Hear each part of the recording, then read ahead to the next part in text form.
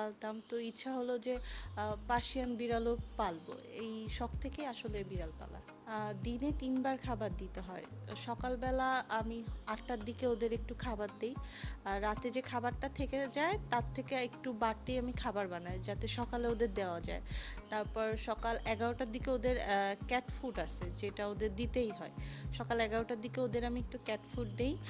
দুপুর ৩টার দিকে আমি আবার মেইন ফুড দিই।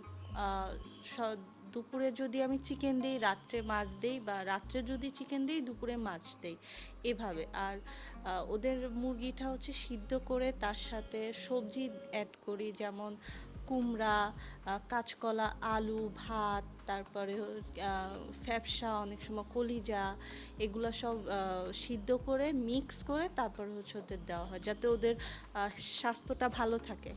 আর এই খাবারের পাশাপাশি ওদের ডেলি সাপ্লিমেন্ট আছে, ভিটামিন আছে,